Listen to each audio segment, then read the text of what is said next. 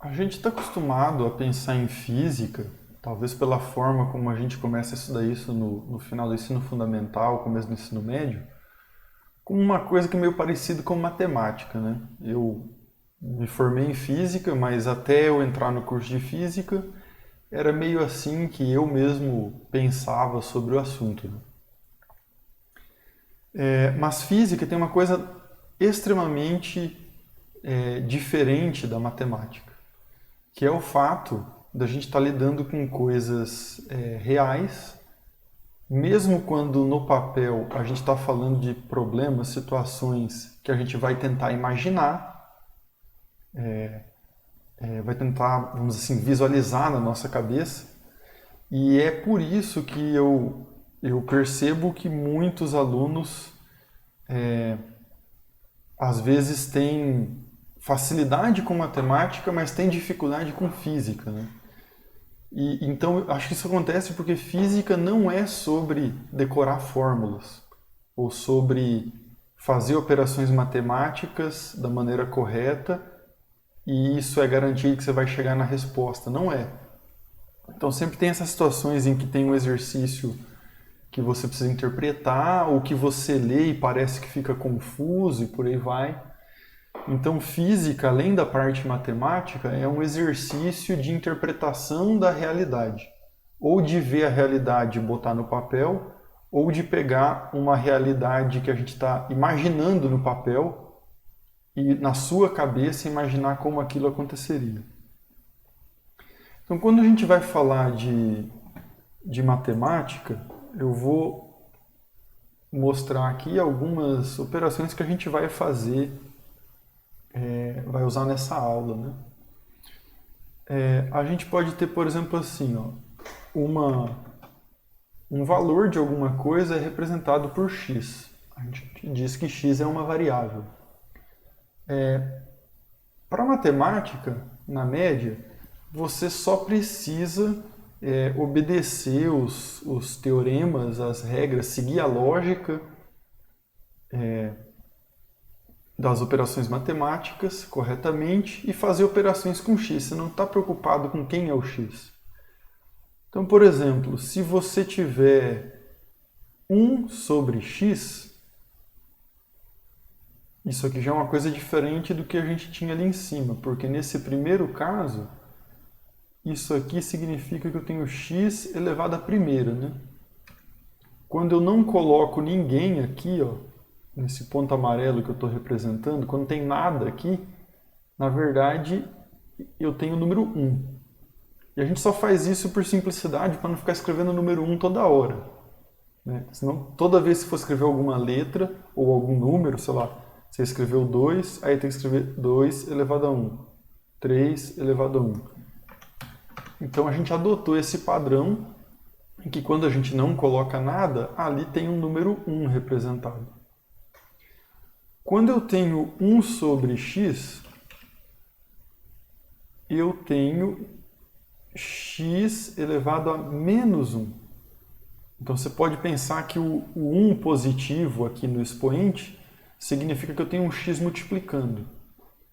E o expoente negativo significa que eu tenho um x dividindo. Então, se eu tivesse x elevado a menos 2, então aqui embaixo eu teria 2 vezes o x, né? Então o x dividindo 2 vezes. Se eu tiver uma fração do tipo x mais a, eu posso escrever isso aqui como x mais a elevado a menos 1. Eu estou usando a mesma regra que eu já usei aqui, né? A diferença é que agora no lugar do x eu tenho o x menos a, mas aqui eu estou fazendo a mesma coisa, né? Então a mesma operação que está feita aqui eu estou fazendo aqui. Agora, quando eu tenho uma fração, por exemplo, em matemática a gente não precisa ficar preocupado com o que representam essas grandezas, mas se eu tiver duas grandezas sendo somadas assim, 1 sobre a mais 1 sobre b, Aí tem a regra com um mínimo múltiplo comum, né? Então isso aqui vai dar B mais A dividido por A vezes B. Nesse caso específico, é importante tomar cuidado. Bastante gente comete um erro às vezes na pressa, né? Que se você tem uma coisa do tipo A vezes B dividido por A mais B, aí a pessoa vai tentar simplificar isso aqui, aí ela vai e coloca A dividido por A mais B B dividido por A mais B. E isso aqui não é igual, isso aqui está errado. Não é assim, né? Então isso aqui está errado. Então a matemática lida com essas coisas. Você tem que ter, no caso de uma equação, uma igualdade e fazer uma série de operações matemáticas corretamente para manter essa igualdade, para não violar a lógica, para não desrespeitar as grandezas que você está colocando de cada lado da igualdade. Em física, muitas vezes, a gente vai estar preocupado. Claro que vamos ter que seguir essas regras de matemática básica, mas às vezes a gente não está preocupado nem com o valor e pode nem usar o sinal de igualdade. Por exemplo, eu posso escrever que x é alfa y. Quando eu faço isso, o que eu quero dizer com esse símbolo aqui é que x é proporcional a y. Então o alfa daquele jeito ali, ele quer dizer isso, é proporcional. E muitas vezes eu vou estar procurando uma relação desse tipo. Eu só quero saber se o peso da melancia aumenta com o tamanho da melancia, por exemplo. Eu não preciso extrair exatamente qual é o valor do que eu estou calculando, mas eu quero saber se essas coisas aumentam juntas ou uma aumenta quando a outra diminui e por aí vai, né? E quando a gente tem uma relação desse tipo e vai escrever uma equação, aí a gente escreve que x é igual a uma constante que multiplica y. Então, com isso aqui, eu estaria dizendo que essa constante k é uma constante de proporcionalidade.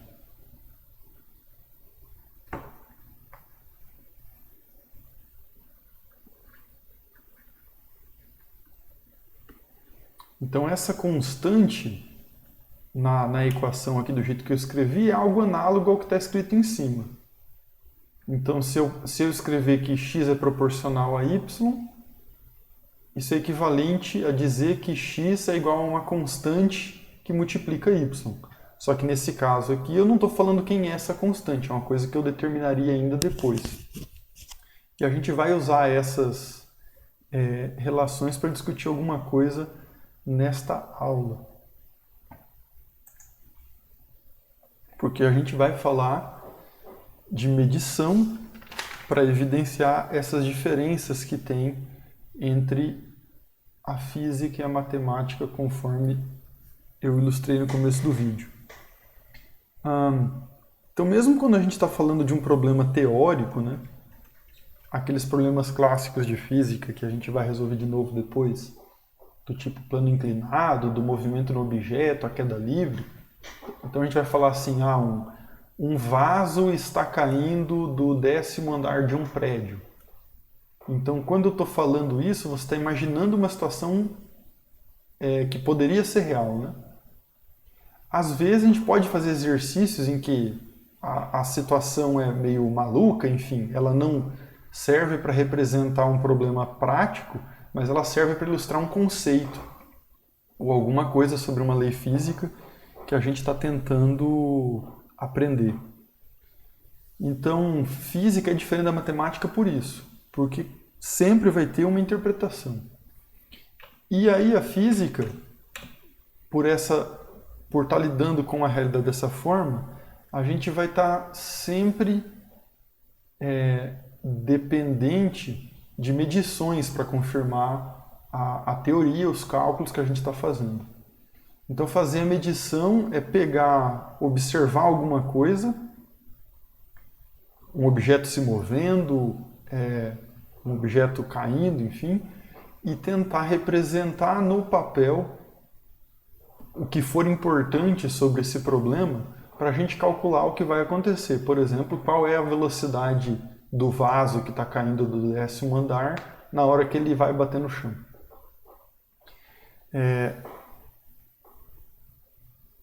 Mas já que a gente vai ter que falar tanto de medição, é importante pensar um pouco sobre o que é uma medição. Então, medição é o ato de coletar essa informação do mundo real para botar no papel. E quando eu vou fazer isso, eu tenho que prestar atenção no que eu estou medindo e no instrumento que eu estou medindo, que é o que eu vou tentar ilustrar aqui. Mas a primeira coisa a considerar é que, na verdade, existem poucas coisas que a gente mede. Então vai ter, por exemplo, comprimento, é uma coisa que a gente mede. A massa é uma coisa que a gente mede. E o tempo é uma outra coisa que a gente mede. Quando eu vou medir, eu estou comparando, então eu preciso do que a gente chama de uma unidade. Para o comprimento, sempre que eu não disser o contrário, a gente vai estar falando de metros. São as unidades no sistema internacional. Para a massa, a gente vai estar falando de quilogramas. E para o tempo, a gente vai estar falando de segundos. Eu acho bastante curioso isso, que essas três grandezas são as grandezas que existem na natureza. São as dimensões que existem. Então, o espaço tem comprimentos, né? Se eu estou falando de um volume, eu vou ter três: uma largura, uma altura, uma profundidade. A massa é uma quantidade de matéria. E o tempo, que a gente usa segundo ou unidades derivadas dele, né? O minuto, a hora, enfim. Mas qualquer outra das grandezas que a gente costuma ver em física, mesmo quando você vai comprar um equipamento elétrico, você vê lá, isso aqui é uma fonte de 12 volts, que tem 2 amperes, ou na tomada, essa tomada aqui é 110 volts, ou enfim. Qualquer uma dessas outras unidades que a gente vai ver que estão associadas com situações físicas, elas são, na verdade, uma mistura dessas três unidades aqui. Então é uma maneira da gente dizer que as outras unidades são unidades derivadas dessa. Elas são alguma relação entre essas coisas. Força, por exemplo, que a gente está acostumado a medir em newtons, né? A gente vai ver isso daqui em algumas aulas, com mais calma. A gente, na verdade, só dá o nome de Newton para uma coisa que é quilo vezes metro dividido por segundo ao quadrado. Então, é isso que eu quero dizer. Quando eu falo que essas outras unidades que a gente vai ver em física, elas são derivadas dessas três. Por isso essas três aqui são as mais importantes. Agora, suponha que eu vá medir, sei lá, a altura de uma pessoa, né? Então, tem uma pessoa representada aqui e eu quero medir essa altura.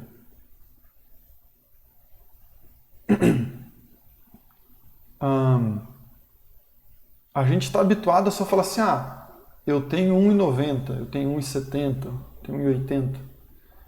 Mas quando eu vou fazer uma medição para tratar de um problema físico, além de ser importante saber qual é a altura, é importante eu saber qual é a certeza que eu tenho sobre essa altura que eu estou medindo. Então, digamos que essa pessoa que eu estou medindo aqui tenha 1,75 de altura. Isso é só um pedaço da informação da medida. 1,75 metros. Agora eu preciso colocar aqui qual é a incerteza que eu tenho nesse número que eu estou medindo. Então eu sei que a pessoa tem entre 1 e 2 metros. Tipo assim, não tem chance dela ter mais de 2 metros ou menos de 1 metro. Então eu vou colocar um 0 aqui, porque eu tenho certeza que esse primeiro número que está na frente da vírgula aqui, eu tenho certeza que ele é 1.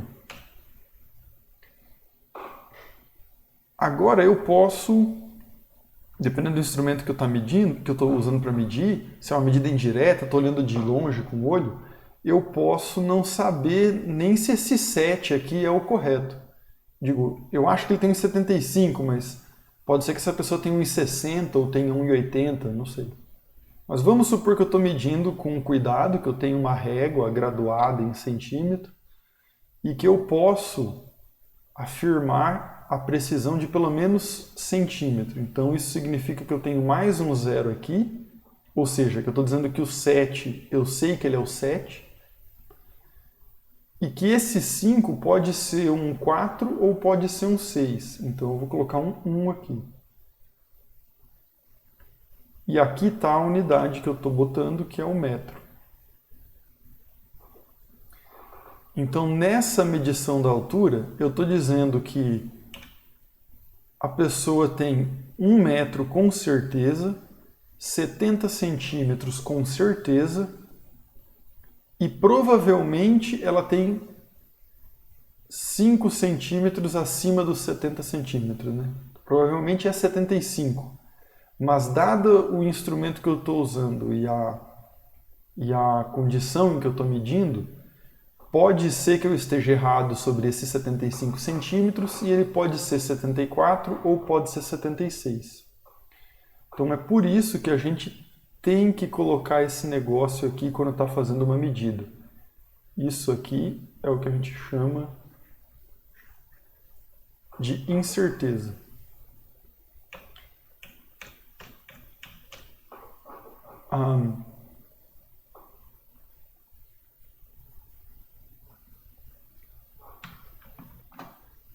Por isso, né, por essa lógica de ter que usar a incerteza quando eu estou medindo alguma coisa, também é importante considerar que o número de casas depois da vírgula faz uma diferença fundamental. Então, se eu disser que essa pessoa tem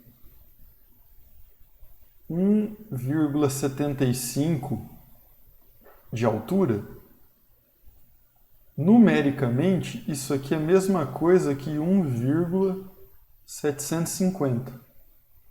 Então, esses dois números são iguais.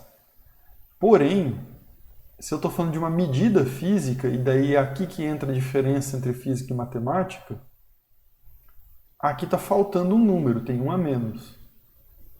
Então, se você diz para mim que a altura é 1,75, eu posso assumir que você usou um instrumento em que você só conseguia medir até o centímetro. E se você usar esse 0 a mais, eu devo supor que você mediu o metro que está aqui, mediu a dezena de centímetro que está aqui, o centímetro que está aqui e acabou medindo inclusive o milímetro, que é esse cara aqui. Então essas coisas são iguais numericamente, mas do ponto de vista de uma medida é diferente. Aqui eu tenho 2 algarismos significativos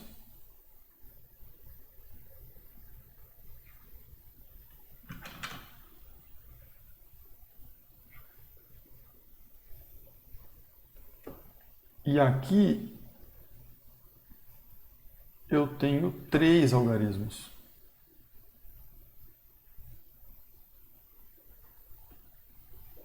Então, o que isso significa, e vocês vão precisar lembrar disso, é que o número de algarismos significativos ele tem uma relação com o número de algarismos que você vai ter aqui na incerteza também. O que eu quero dizer? Se eu coloco 1,75 mais ou menos 0,001, isso representa uma coisa muito estranha, se você escrever assim. Porque você estaria dizendo que eu medi 1,75 m e tenho uma incerteza de 1 milímetro. Mas como que você tem incerteza de 1 milímetro se você não mediu 1 milímetro? Então eu poderia ter uma incerteza sim aqui na terceira casa se esse número aqui também tivesse as 3 casas. Se tivesse, por exemplo, o 0 aqui. Agora, se não tivesse 0, não faz sentido ter essas 3 casas aqui também, né?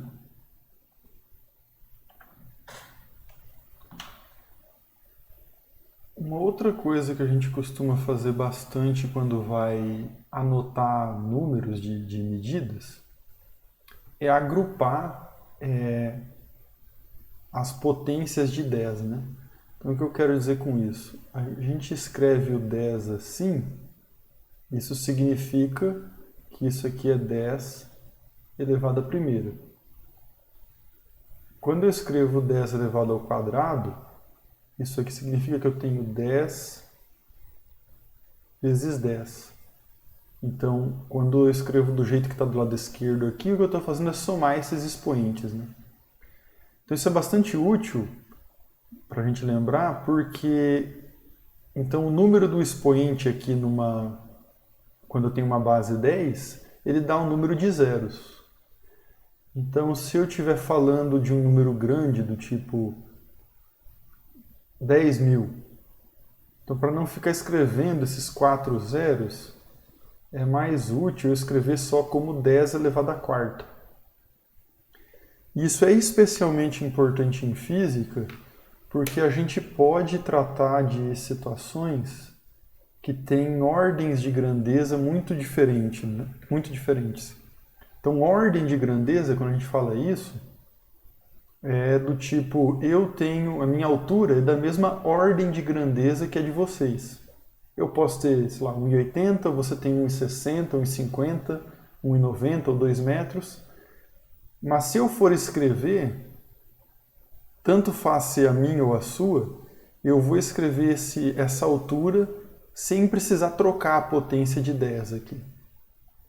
Agora, se eu for falar, por exemplo, da altura de um bicho bem pequeno, assim, qual é a altura de um gato? Não sei, um gato pequeno aí, meu filhote vai dar 15 centímetros, sei lá. Não sei a quanto chega um gato. Mas então, se eu escrever que a altura de algum bicho aí é 0,15 e a minha altura é 1,80, esse número aqui de cima, às vezes é conveniente eu escrever ele assim, ó, 1,5 vezes 10 a menos 1. E aí esse aqui eu vou escrever, pode ser conveniente escrever ele só assim, 1,8 vezes nada, é só isso, né? Já que esse zero está depois da vírgula, não tem que multiplicar ninguém por 10 aqui, é só isso. 1,80 é 1,8, né? Aqui eu estaria falando em metros e aqui em metros. Então eu vou mostrar um site, depois quem tiver curiosidade pode olhar com mais calma, que é esse aqui, ó. Que ilustra isso que eu estou falando. Então aqui aparece a potência de 10, né? Se é 0, então significa que Isso é o número 1, porque 10 elevado a zero, como qualquer outro número, vai valer 1. E aí essa barra aqui, quando você arrasta ela para a esquerda ou para a direita, você vai dando zoom ou vai se afastando dessa dimensão, né? Então, à medida que você vai dando zoom, você vai vendo outras coisas muito menores. Vou parar por aqui. Então, aqui eu cheguei em 10 a menos 7, que é a ordem de grandeza da luz ultravioleta, de um vírus de hepatite, do vírus HIV e assim por diante. E se você ir para o outro lado, você vai ver as coisas que são muito maiores do que a gente. Então, por exemplo, aqui ó, o Sol, ele é da ordem de 10 a nona metros, né, o diâmetro dele. Então isso ilustra porque é importante usar essas potências de 10, né? Que eu ilustrei aqui. Então, se você pegar a coisa das mais pequenas que a gente vai estudar em física, ela vai ser um neutrino. Isso é uma partícula subatômica que aparece em algumas reações nucleares. E um neutrino, ele é uma coisa da ordem de 10 a menos 24 metros. Você pode pensar que o diâmetro do neutrino ele é alguma coisa como 1 dividido pelo 10 com 24 zeros. E no outro extremo, se for olhar para coisas grandes, a gente pode pensar no tamanho do próprio universo, que é da ordem de 10 elevado a 27 metros. Então, em alguns problemas, que não é tanto o caso dessa primeira parte da formação de física que vocês devem estar procurando, mas em cursos mais avançados a gente vai usar bastante essas coisas, ou em alguns exemplos que vamos fazer quando está tratando de situações muito diferentes, é importante lembrar do que significam essas ordens de grandeza. Então a gente precisa ter esse cuidado, essa atenção quando está lidando com esses números, e também precisa ter um cuidado com a unidade, ou se você preferir chamar assim, com a grandeza daquilo que a gente está medindo, né? Aquela história que eu não posso somar banana com laranja, você não pode somar tempo com comprimento, porque isso não faz sentido, né? Então, você pode multiplicar essas coisas, você pode dividir essas coisas. A gente faz isso, por exemplo, para calcular a velocidade. Então, o que é velocidade?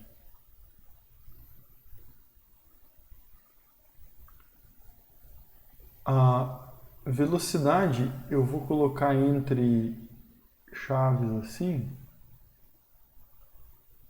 Isso aqui representa que eu estou falando da unidade ou da grandeza, dependendo da situação. Então, velocidade é uma coisa que tem uma unidade que eu posso escolher. Então, eu posso medir a velocidade em quilômetros por hora, em milhas por hora, sei lá, posso inventar um monte de outras aí.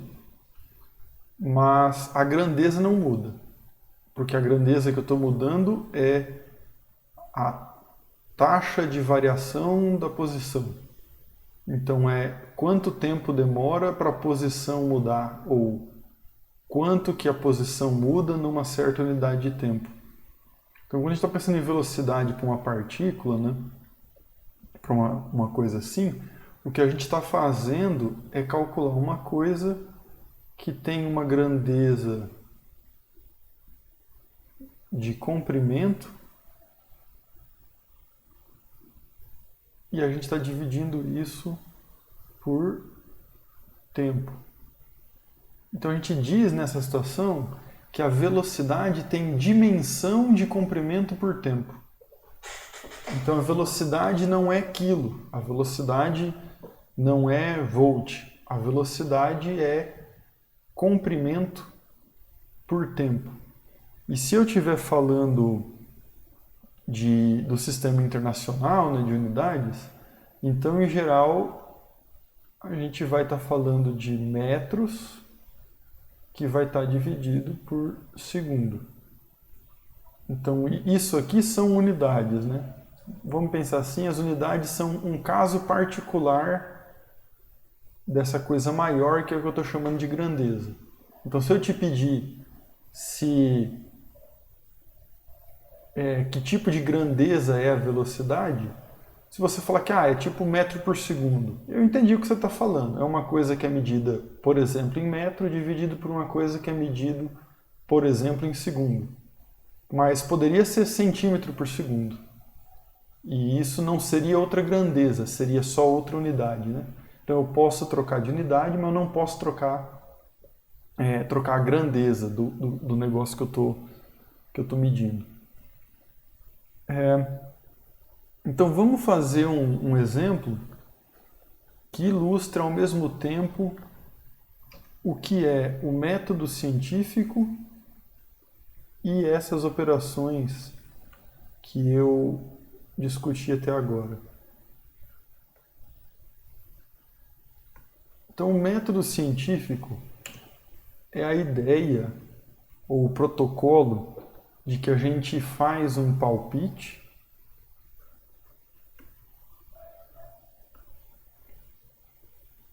desse palpite a gente vai calcular, de alguma forma pensar em alguma consequência. E aí a gente vai testar essa consequência, essa interpretação que a gente fez. Então você pode pensar no método científico como um processo de 3 etapas, né? Então qual é o palpite? A caneta vai cair. Quando eu estou falando da caneta cair, eu vou querer saber do que depende ela cair. Ela cai mais rápido, cai mais devagar.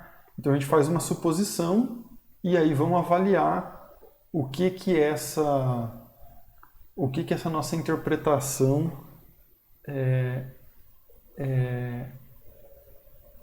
conclui para a gente.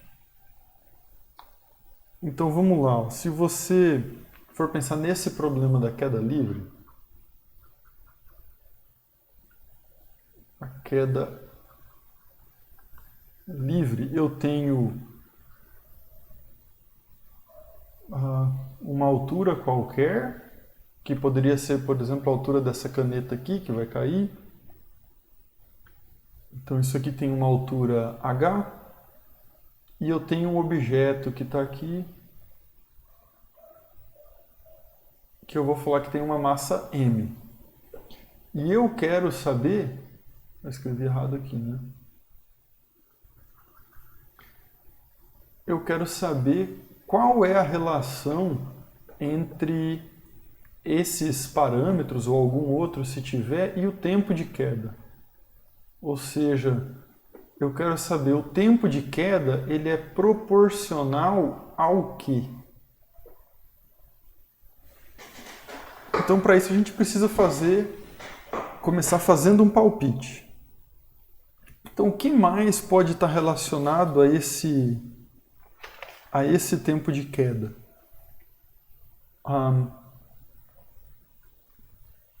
Vamos lá, o tempo de queda ele deve ser proporcional, ou pode ser proporcional à altura, ele pode ser proporcional à massa. Por que eu estou falando isso? É um palpite, eu posso fazer um palpite errado, isso não é um problema. Desde que eu execute o protocolo certo, depois eu vou descobrir se esse palpite estava certo ou errado. Então, se eu mudo a altura da queda, esse é o mais fácil da gente ver, que muda o tempo da queda, né? Mas então eu vou supor que isso também depende da massa e que isso deve também depender da aceleração da gravidade. Mas como eu estou falando que isso aqui é uma relação de proporcionalidade, então eu posso escrever isso como uma constante que multiplica H, M e G. Só que esse H, M e G, eu não sei se eles estão elevados à primeira potência ou à outra potência. Então eu vou supor que o H está elevado a um beta, que o M está elevado a um gama e que o G está elevado a um sigma. Que tecnicamente podem ter qualquer valor. Então esses três, quando eu estou falando que eles são essa letra, eu não estou excluindo que pode simplesmente ser um aqui. Mas é isso que a gente vai tentar descobrir aplicando o método científico a esse problema. Então a primeira coisa é fazer análise dimensional disso. Já que eu tenho tempo do lado esquerdo, isso significa que do lado direito eu também preciso ter tempo. Então o produto entre todas essas coisas aqui vai ter que dar a mesma grandeza, né? Então a gente tem tempo do lado esquerdo. Esse K é uma constante que não tem dimensão, ela pode ter um valor, mas vai ser adimensional. Então eu só vou deixar ela aqui.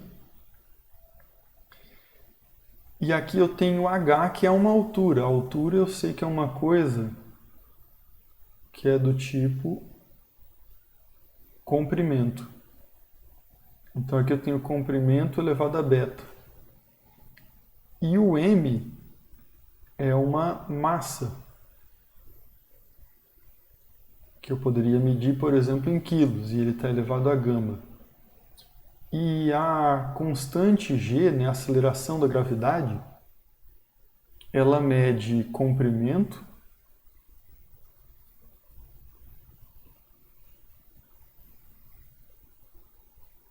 só que ela também vai estar dividida por tempo ao quadrado. Porque essa é a dimensão de aceleração. Então, tempo elevado ao quadrado. E essa dimensão aqui da gravidade está elevado a sigma. Vou deixar aqui.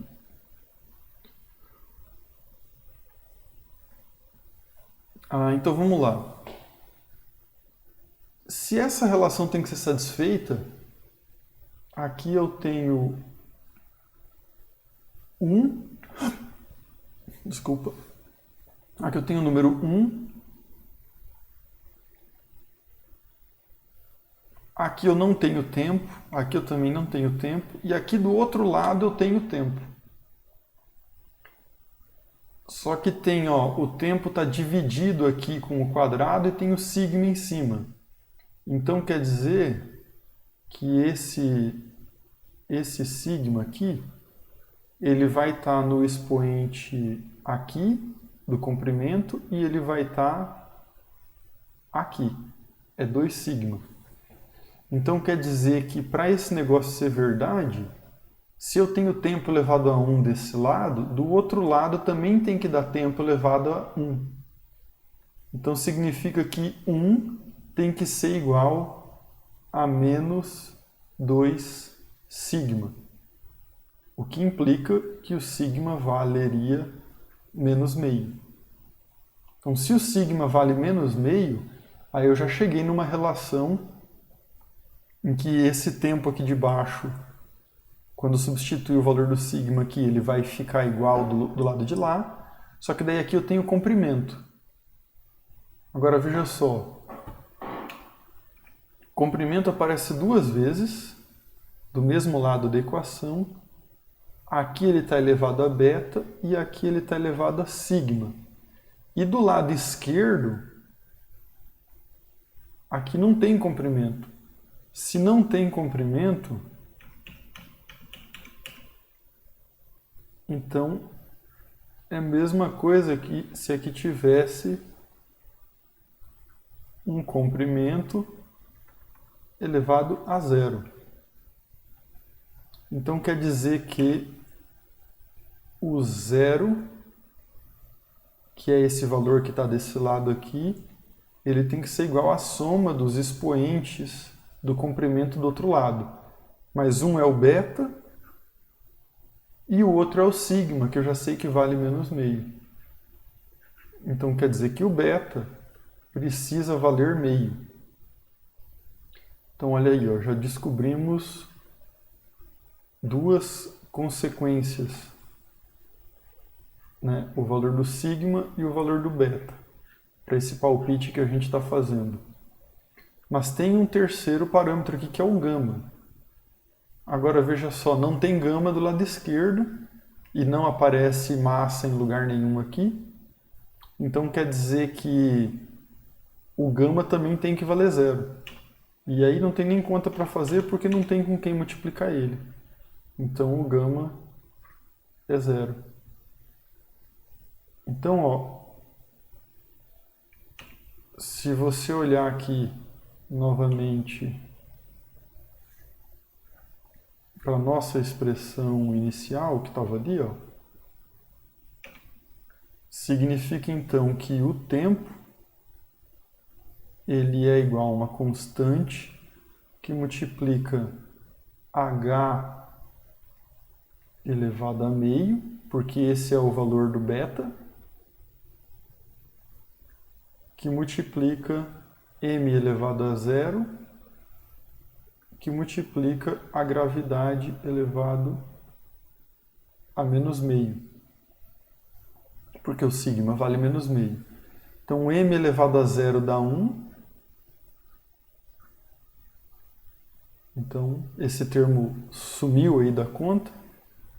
E a gente conclui então que o tempo de queda ele é proporcional a uma constante que eu não determinei ainda, que multiplica a raiz quadrada de h sobre g, porque h elevado a meio é raiz de h, e g elevado a menos meio é 1 sobre raiz de g. Então essa expressão que está aqui, ela está dizendo para a gente o seguinte: se você aumentar a altura da queda em 4 vezes, então você vai colocar um 4 aqui, a raiz de 4 é 2. Então quer dizer que quando você multiplicar essa altura por 4, você vai estar multiplicando o tempo por 2 vezes só e não por 4 vezes. Então, fazendo essa análise dimensional, que é o nome que a gente dá para esse exercício aqui de avaliar as grandezas, as unidades de cada coisa, a gente conseguiu concluir que dobrando a altura a gente não dobra o tempo de queda. Então essa expressão a gente vai ver depois na aula de cinemática, que ela é válida e ela vem de uma expressão que é bem conhecida em qualquer curso de física básica. Mas aqui, para chegar nela, exceto pelo valor do K aqui que não tem como determinar, só por argumentos como eu fiz aqui, a gente consegue determinar, extrair uma informação quase sobre uma lei física, né? Uma lei física que está envolvida com a queda livre e que depende apenas da análise dimensional. Então, esse exemplo ilustra o que é o exercício de observar um fenômeno, fazer um palpite, calcular alguma consequência. O que a gente não fez aqui foi a parte experimental, que seria testar. Então, quando a gente vai para o laboratório, faz um experimento de queda livre, então fica soltando o objeto com diferentes alturas. Para cada altura diferente, a gente mede o tempo que demorou para cair. Aí, quando você faz isso, você consegue determinar o valor do K e consegue testar se essa equação que a gente chegou aqui é verdadeira. E nesse caso vocês que forem fazer a parte experimental da disciplina vão poder confirmar isso lá. No próximo vídeo, então, o assunto vai ser o movimento unidimensional, as grandezas envolvidas, gráficos e um objeto matemático que deve ser novo para a maioria de vocês, que é o que a gente chama de derivada.